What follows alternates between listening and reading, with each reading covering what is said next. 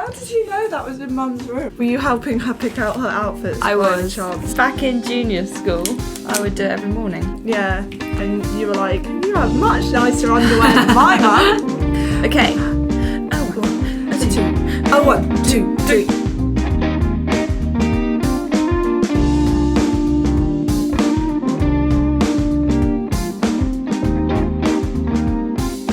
Hello. Welcome back to the SketchPad Pod. It's been a while. It's been a hot minute. So essentially, we over summer. So Alicia went to uni in September, and over summer we pre-filmed 6 episodes. Yeah. And literally, I blinked, and then we used them all up. Yeah, and I was and they were like, gone. eh. And then we recorded an extra episode while I was in London. Yeah. But obviously, 7 weeks. Was it 7 weeks in the end? I think we managed to roll on for before we had to stop. To be fair, 7 weeks is very good, but it went fast. Yeah. So we're back. It's now November. It's nearly December. Nearly December. Nearly Christmas. We'll just finish off season 2 gradually. Yeah. You get what you're given. Before you know, it'll be season 3. Well, I feel like we'll have to just pre-film the entirety of season 3. This is the thing. You guys may have a break, but for us, it's like constant needing to film so that we can actually. I honestly cannot believe how fast we used up those 6 episodes. I blinked and suddenly it was like episode 4, and I was like, yeah, oh dear. I was like, uh-oh. How are you doing? Are you well? Are you enjoying school or college or uni? I thought you were talking to me. No. I was like, yeah, I know how thriving. You're doing. All right, shall we do a quick, what do we call it? Catch up? Well, it's a weekly update. Yeah, but it's more like weekly wrap, we used to call it. Couple of months. Wrap. What have you been up to, Honor? Me? Yeah. So I've been cracking on with college. That is about it. We Oh, you know what? I might do a little bit of self-promo. Next weekend, I'm doing a charity sleep out for Guildford Action, which is a local charity to my area that looks out for people, does like sort of social, what's the word? Social...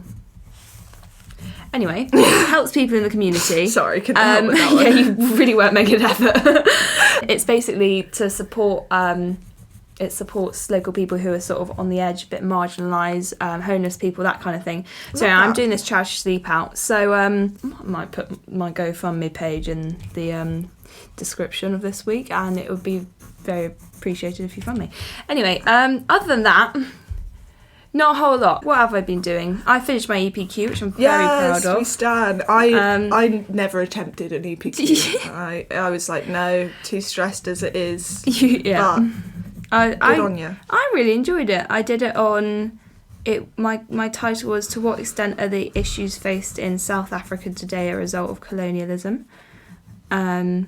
Conclusion. Hefty. Most of them. Yeah. So it was very interesting. But I actually really enjoyed writing that. And also I'm a bit at limbo at the moment because the soft deadline for like the first draft of the EPQ is Christmas, which is in like a couple of weeks, Christmas holidays. And I thought we had like the biggest set of mocks in January. So I was like, oh, I need to get my EPQ out of the way then. So I ploughed through it. Turns out we don't have the biggest set of mocks in January.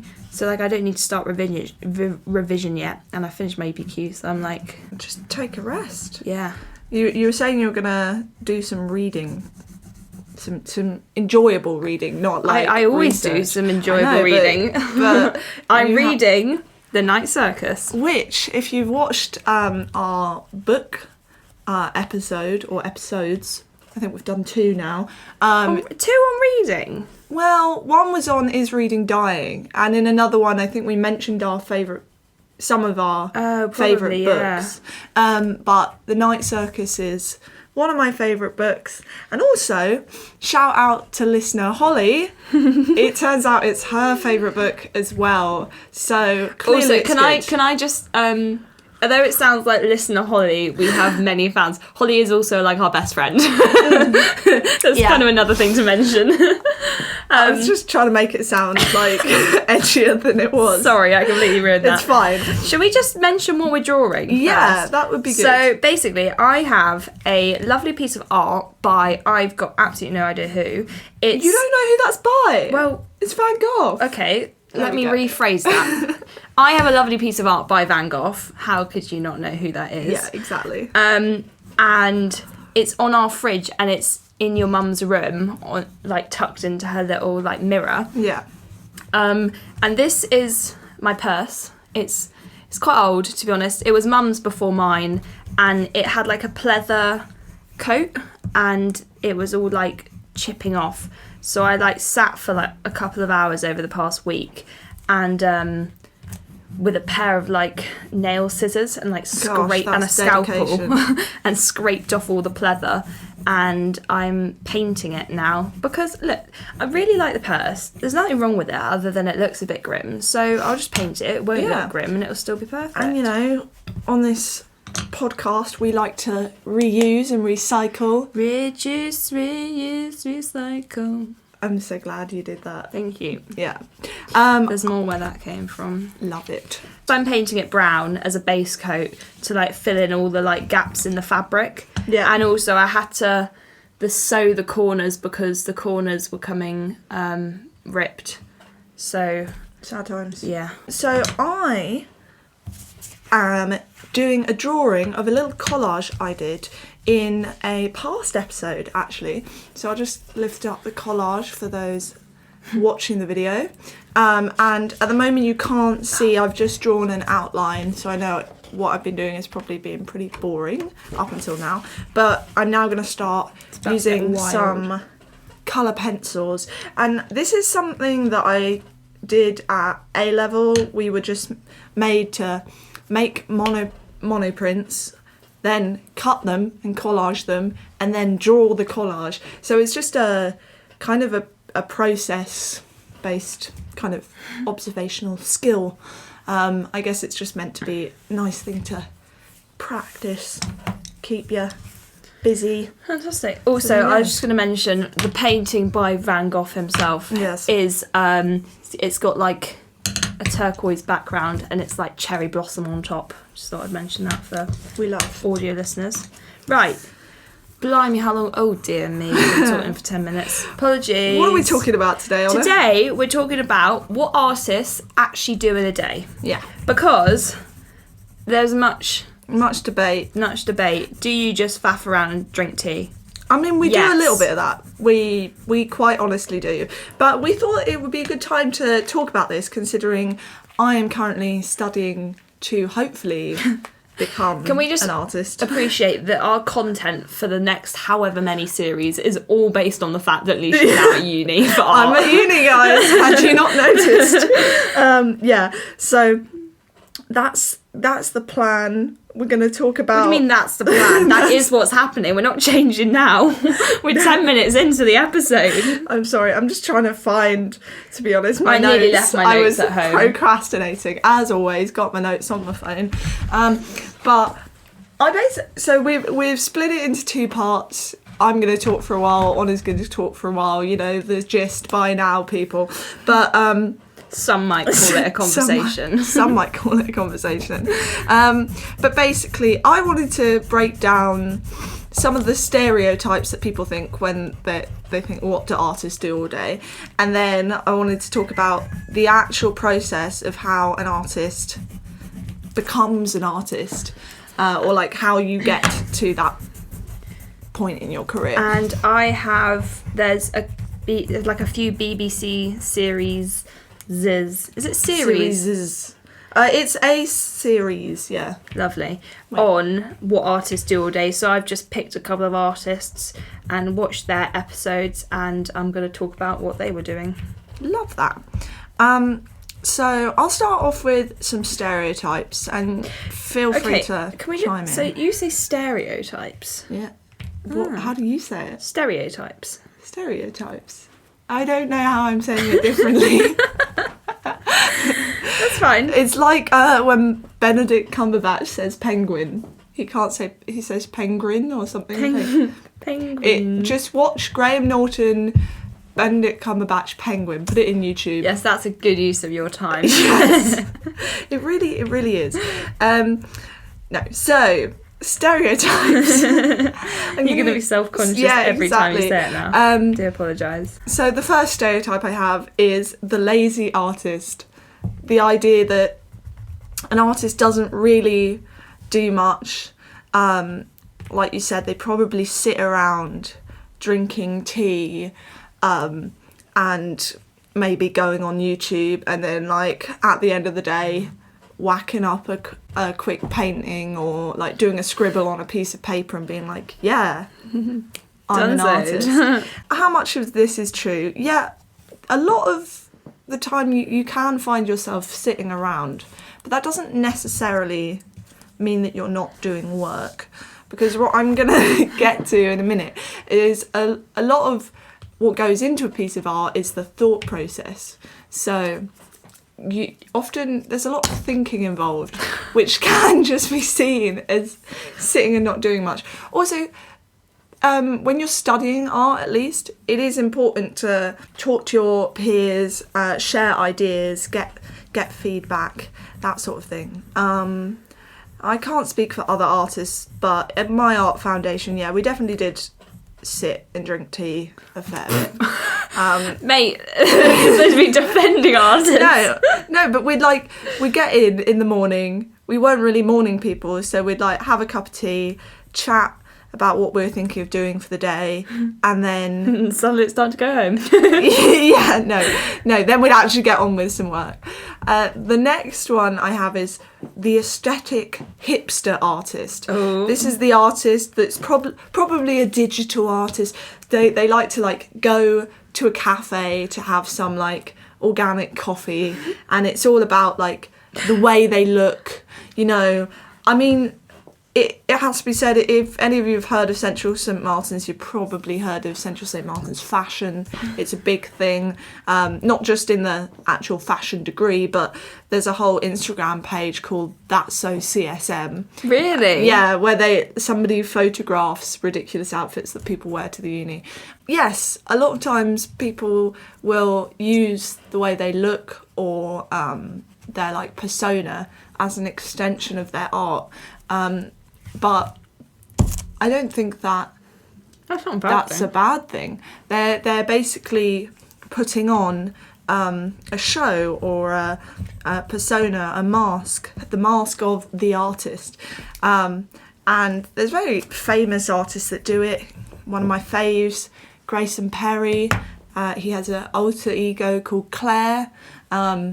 He dresses up in these crazy like dresses and wigs and makeup and stuff. And then one of my least favourite artists, Jeff Koons, he's taken fame as his whole like persona, so you can take it that way as well. Another stereotype is the tortured artist, the idea that we've all had some sort of like terrible life and we all just sit there like lamenting philosophy and the age of the world and how our life came to be how it is. Again, these stereotypes are not exactly wrong, but they're over exaggerated. Yeah. I think this stereotype comes from a lot of artists, say like Van Gogh. Like Freud, I guess. Yeah, and yes, some people will go into art because they've had a tough life and they want a way to express that. But not everyone does.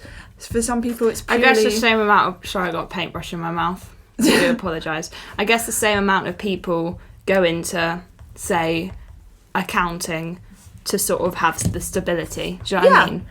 I guess there's stereotypes in every job type, and artists maybe see a bit more of their personality than you might see of most people. So these stereotypes are easier to make, I guess. Sure, yeah. And then the last one I had for stereotypes is the hippie party artist. So the artists that just, you know, like to have a party, smoke a little bit, drink a little bit, and then kind of fall into their studio the next day and slap up their like cigarette butts from the night before and call it art. Again, I'm sure many artists have done that and it is a thing, but at the same time, you're going to get people who like to party, like to drink in any area, sector, like I said. And there are plenty of people, say on my course, there's a variety of people that you just won't see because they'll lie in all morning and then they'll come in and they'll work late into the evening. Yeah. Or, you know, I'll go in at like 10:30, 11 and there'll be other people in and we'll be going home by like 2 p.m. It's it varies. That's I guess that just also depends on student timetables and just individuals. Yes, exactly. Okay, how an artist can be a professional career. So I basically have just broken this down into the steps that you have to go through to perhaps call yourself a professional artist. So the first step is, surprisingly, make work. But you have to continually be making work. It's not just like you make one painting and you're like, right, I'm good to go. Dunzo, let's sell this. Every artist will have some sort of working space, often in the form of a studio, but some people nowadays it's just a laptop, or, you know, out in the public space. But whatever it is, they have somewhere where they're going and they have the intention that they need to keep progressing their ideas and making new work. Because if you've not got anything to show or contribute, obviously you're not going to get very far. Number 2, making yourself known. Before a gallery comes smaller projects like grad shows, post-grad group shows, and often smaller shows in alternative spaces. So maybe a public space, a coffee shop, online. Obviously, everyone has to have an online presence these days. All these things take more time than you would think. You've got to hire out these spaces, organise with people. A lot of the time, your first shows, you're doing it with other people, group shows, and so you have to kind of work as a team, curate the spaces often yourself because you don't have people to do that for you.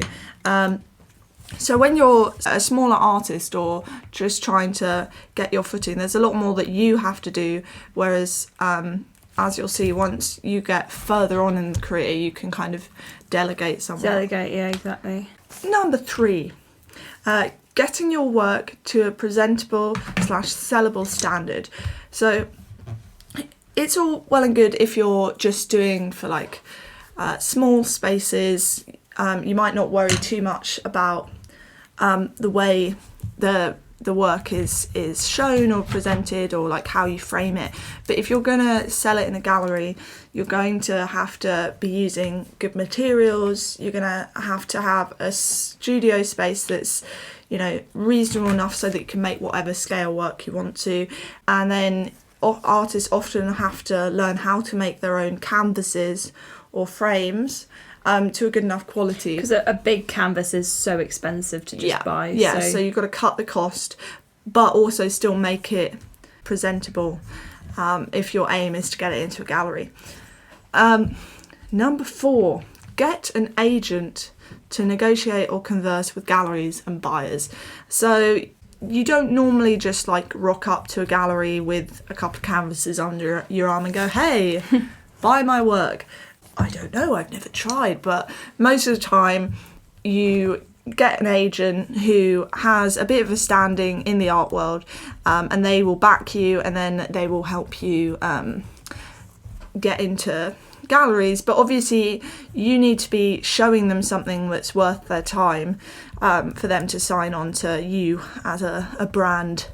Then number 5, get your work shown. Finally, hurrah, we got there. So you'll start off with small galleries, then perhaps medium, and then larger galleries. depending on the different stage of your career. So small galleries often focus on emerging artists, and so they want to take people within the first 5 years of graduating. So you've already got a ticking clock, really, as to getting into a gallery. Then medium galleries is normally kind of 5 to 10 years. They're like mid-career artists, and then larger galleries, you're going on like 10 to 20 years. You're seen as a professional artist. Because I guess the thing is, it really is like a long-term, like not waiting game, but you've got to be in the industry for the long term, because you can't make the effect that you potentially want in 2 years. It's just not possible. You do it because you love it, not because it's going to be a quick, this is the thing, easy thing to I do. read a book recently called A Guide to Life on Earth. It was by Chris Hadfield, who's an astronaut. He's from Canada, and he was saying his whole career wasn't built on the idea of going to like the ISS or going into space, because he can train for so long and still not go there, because it's not about him, it's about the team. And potentially if he didn't, like, there's so many factors, like say if he didn't know a language and the trip was with like a Russian cosmonaut, then he wouldn't be going on that trip. So it's not about his individual career, it's about the whole program. But if he had based his worth and success on going to space alone, he would have potentially spent his whole life feeling completely unfulfilled. But the fact that he didn't base it on that meant that although he did go to space a couple of times, that wasn't what made his life worth it. Because as an artist, it's inevitable that some people just aren't going to get the fame they're maybe looking for.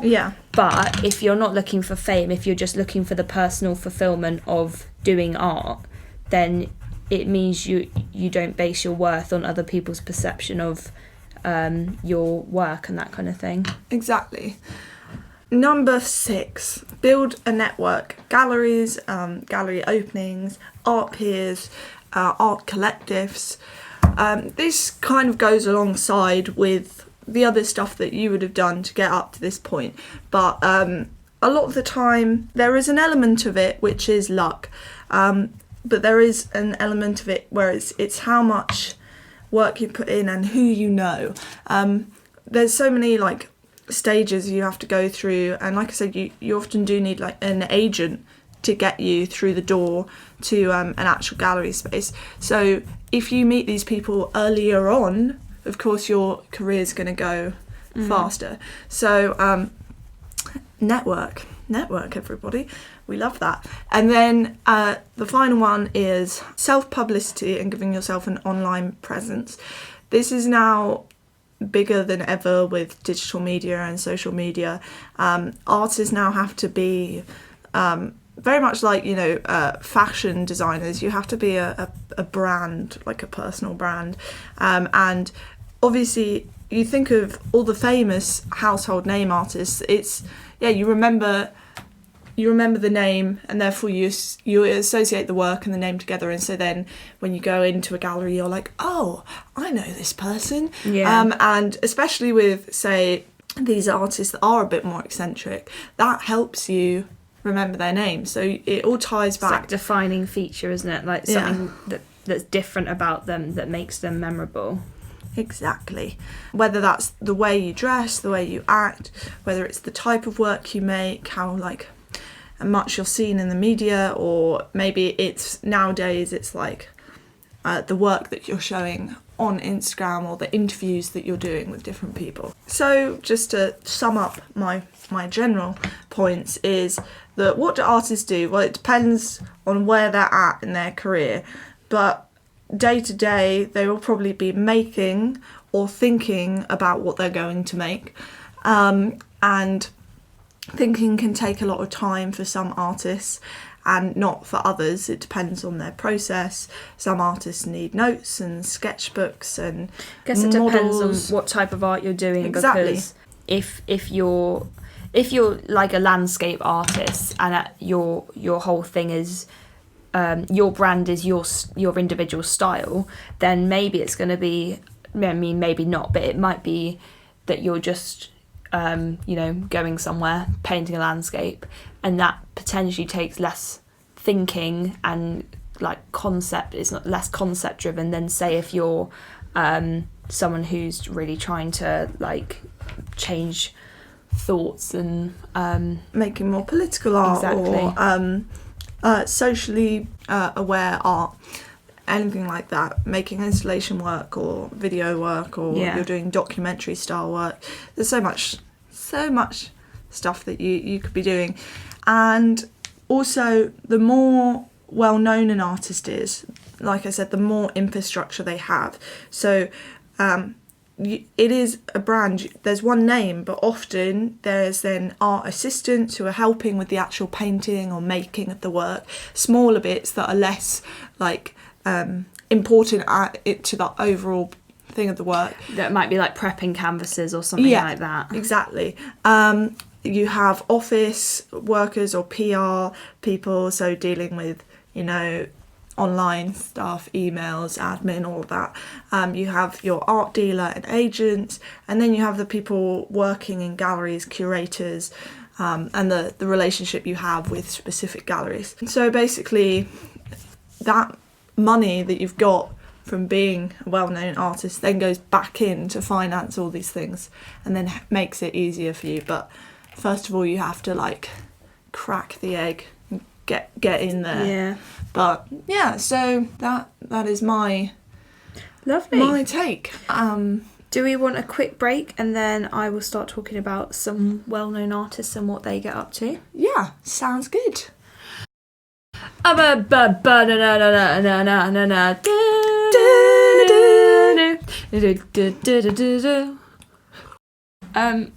Cool. I would actually like you to keep my break music in. I don't want you to. Shall I? I'll switch out the music the official music. I want that. Thank you very much. Cool. Right. Okay. So as I said, there was a BBC series quite a few years back. I don't know if they're still making new episodes, but it's called What Artists Do All Day, and it's kind of like so have you ever seen the like Vogue what this person does in a day? It's kind of like that, but it's artists. Nice. So it seems to follow them around for a couple of days and like see what they get up to. So the first lady I looked at was Tracy Emin. I don't know if you've heard of her. I do know Tracy Emin, yeah. Do you know much about her background? I know she's from a working class background. I know she does. She became famous for doing the Tracy Emin's bed, where she made a bed that she hand embroidered like everyone she'd ever slept with, their names. Oh, cool. So basically, a lot of her younger work was quite controversial. Yeah. It was often more like sexual and that kind of thing. But now she does more figurative works. And like, to be fair, they still are, a lot of them are like sort of life type drawings of naked people. So I guess in that way they're still kind of sexual, but like they're less controversial. They're more just observation. But she's got like a really unique style. She's really cool. So she is sort of representing fine art in a way. Because I looked at what a couple of different types of artists do to see if it depends what like genre you're in. So this is what she sort of ended up doing all day. So she's like developing ideas, because like we were saying, like ideas don't just like pop out usually. Like you've got to properly think of them. And the whole thing with artists is you're creating something new, you're doing something no one's done before, or if you're basing your work on like using inspiration from someone else, it's still got to be different. So it's like thinking of new ideas, new concepts, and some things you'll like and they'll work, and some things it'll be like, actually, like I'm not as big a fan of that. So you're constantly developing your style and that kind of thing. I always say I know that I'm progressing when I start hating my previous work faster. Yeah, because like even if I look back at some of my GCSE work, which was just a couple of years ago, I'm like, why did I think that one looked good? And like I remember like in year 9, some of my favourite work. By year 10, I was like, what? Yeah, exactly. It's not very good. She was saying half her studio is like computers and offices, and half is like actually making space, because you've got to promote this whole brand. And if you think about any celebrity, because I guess if you look at an artist as a celebrity, you've got interviews and you've got media things and you've got events and blah blah blah blah blah. One of the things she was doing in her day, she was doing talks and lectures, and often if you're a really well-known artist, this is going to be all around the world. So she was travelling to like Sydney, Australia, to do some talks and lectures, which obviously in itself takes time.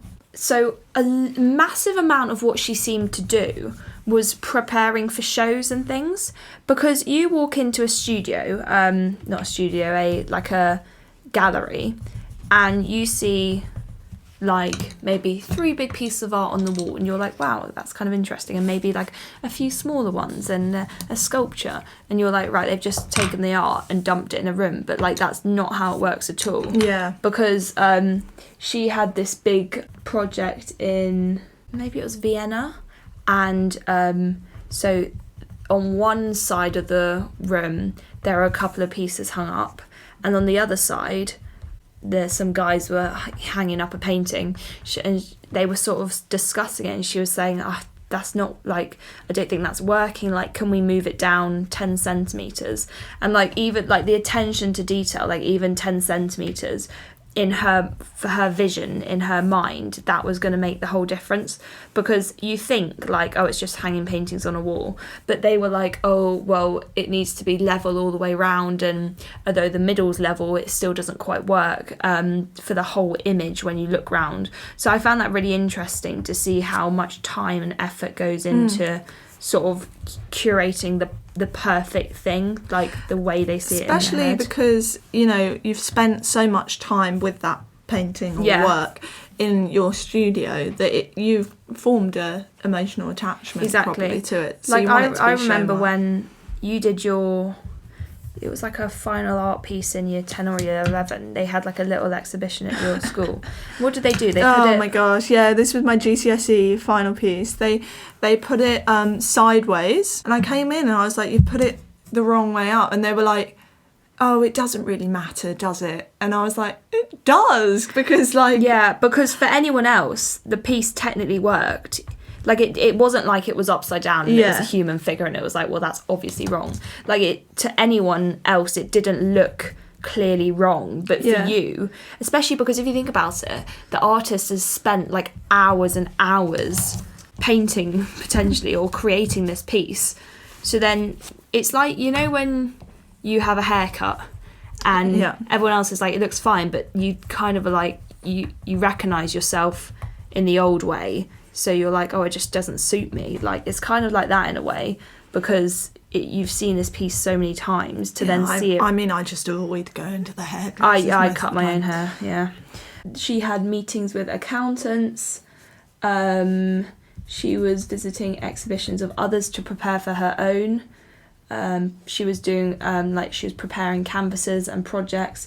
And like, one thing I was going to mention is, say it's like a big canvas, maybe it's like a couple of meters, that takes time in itself. So like, a lot of what we've talked about is like sort of preparing for what you're going to do and sort of doing the admin and stuff after you've completed it. But like, a lot of time alone is actually spent on the piece, because I remember for GCSE, like, an A4 painting would take me like 6 hours, and so if you times that by a lot, that's going to take like days to do the work alone. One of the canvases she was working on in the documentary, she was like, I've been working on this for 11 years, like I painted it over it so many times, because she's never liked what she's done. So artists can tend to be perfectionists, and if it's not the way you want it to be, you just have to keep tinkering. I mean, the thing is, like, usually in your head you have an image of what you want, so then you work until that image is sort of portrayed. And also, like, once you say you're done, and say it gets put up in a gallery, you can't then take it back and be like, oh, it's kind of not what I actually wanted. Like, once it's done, it's kind of like the public see that as the finished piece of work, and then you can't really go back. Yeah. Sometimes, though, it is hard to, like, actually ever finish something, and you have to go, okay, well, it's not perfect, but enough is enough. Enough is enough. I'm done. It's very easy to, like, never draw a line, and you sometimes just got to be, like, quite firm with yourself. She was saying most artists have to spend 10 or 11 days before their show installing it, which I found really interesting, because you'd never think it would take that long. You just imagine, like, the people who work at the museum just sort of waltzing in and unwrapping the paintings and chucking them on the wall. So that's just not it. No, gosh, that would be carnage if they did that. I think. And like things like she had some neon signs as part of her installation, and like one of them had broken, so then that was like having to be sorted, and it was like they were trying to find like electricity supply for these neon signs. And that kind of thing.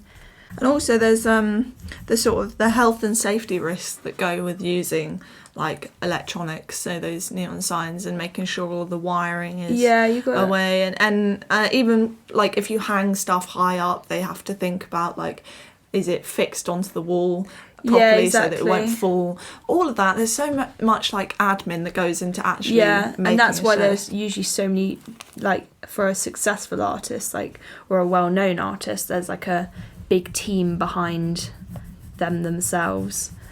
One of the other interesting things she was doing was she had like a 3D model type setup of the layout of the rooms that of this museum she was going to do an exhibition in, and she had tiny little thumbnails of her paintings, and she was like sorting out where they went in the room. Oh, that's interesting. Which was, I thought, quite cool. Right, so I might finish off. That's her. That's Tracy Emin. That's Tracy Emin. The next person is Anthony Gormley. He's been popping up everywhere lately. So basically, I don't know if any of you, well, my friends will know this, but at the college I go to and Leisha went to, in the library, there's not often enough computers for everyone, and the librarians are like hawks, honestly. Yeah, like they're sassy about this. They are very sassy. If you, on your way out of the library, like stop by to chat to a friend for like a minute while they're sat on a computer, they will like come over and be like, excuse me, this isn't social study? And you're just like, yeah, I'm on my way out. They're like, well, can you find a chair? Can you make your way out? Thank you. Anyway, so this one particular librarian, who is particularly sassy, came over. My friend was just chatting to me. She was about to go for a lesson. And this librarian's like, this isn't an Anthony Gormley installation. This is a library. Can you find a chair or make your way out? It's such a weird reference. I was like, oh, I quite like Anthony Gormley. I was like, oh, wow. Yeah.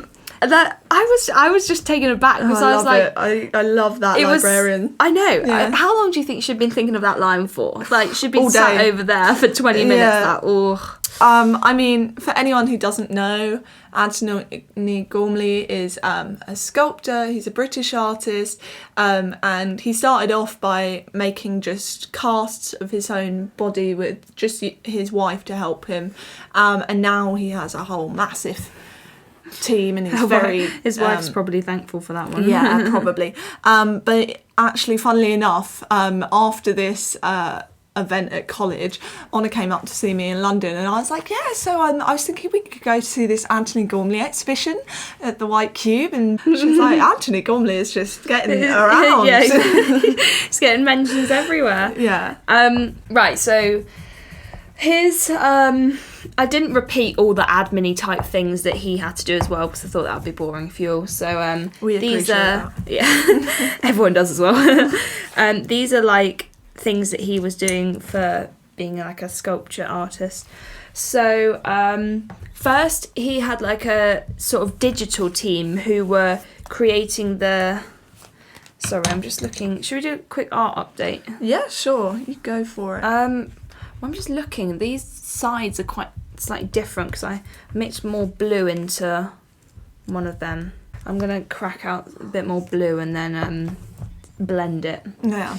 I'll lift mine up so that people can see. Yeah, I do apologise. I don't think mine's going to be great visuals. I have no idea whether the visuals are going to be good this week, but if they're not, swap to audio. Yeah, swap to audio. It's a bit late. Like, this is like 14 minutes in. We're like, swap to audio, guys. It's fine.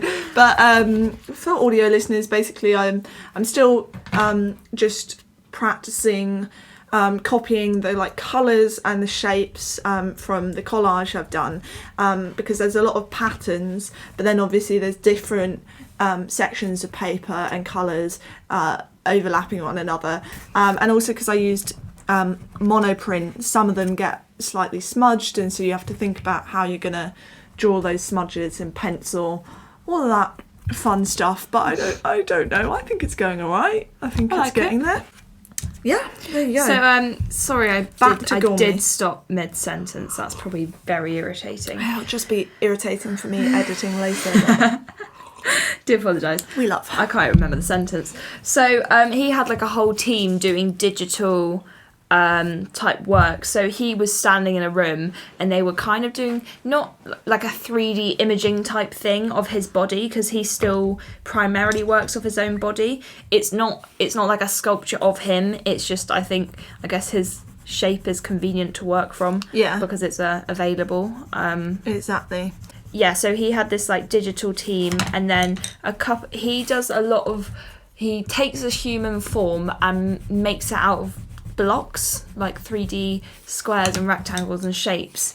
That's like part of his art style.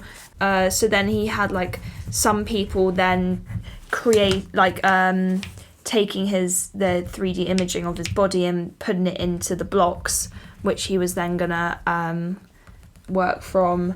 And he was again planning exhibitions. I think just one thing to take from this is the amount that goes on behind the scenes to create like one installation sort of type event, because there's so much work, and that seemed to be a lot of what the artists were doing, like travelling to the countries where their work might be showing and that kind of thing. Yeah.